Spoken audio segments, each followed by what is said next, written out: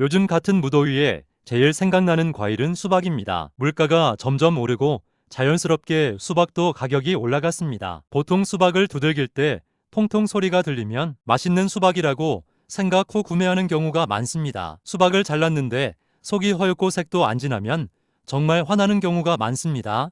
공감하시죠? 수박 맛있게 고르는 법 7가지 알려드릴게요.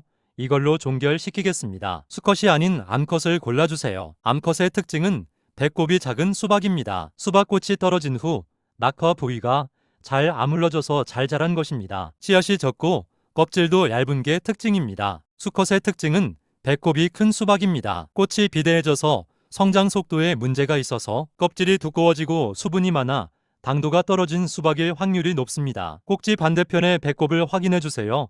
크기는 1cm 미만입니다. 하얀색 가루를 확인해 주세요. 표면에 하얀색 가루가 묻어있는 경우가 있습니다. 농약으로 오해할 수도 있습니다.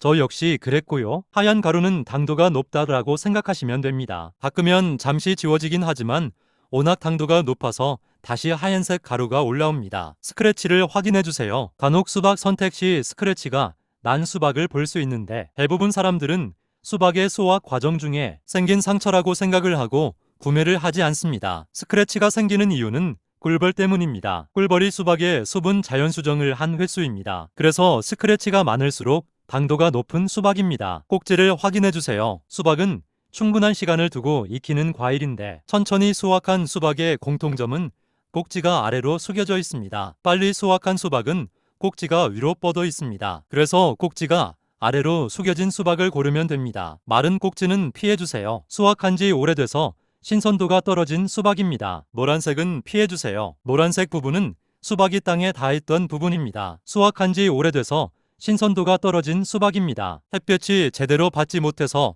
노란색을 띠는 것입니다. 수박을 키울 때 수박 전체 골고루 햇빛을 잘 받도록 돌려줍니다. 하지만 노란색이 있는 수박은 햇빛을 잘 받지 않은 수박이기 때문에 피하는 게 좋습니다. 색이 진한 것을 골라주세요. 초록색, 검정 줄무늬 모두 선명하고 진한 수박이 당도가 높습니다. 줄이 끊어지지 않고 이어져야 합니다. 팁을 한 가지 드리자면 수박을 자르고 2에서 3일 안에 먹어야 됩니다. 조금 더 기간을 연장할 수 있는 방법을 알려드릴게요. 우선 수박을 자르고 통에 넣는 건 기본적으로 아시지 않을까 생각이 듭니다. 수박을 자르면서 껍질에 있던 세균이 자르는 과정 중에 수박 속으로 옮겨졌을 가능성이 있기 때문입니다. 베이킹소다를 이용해 겉면을 닦아주고 수박 자르는 것을 권장드립니다. 오늘 총정리를 해보겠습니다.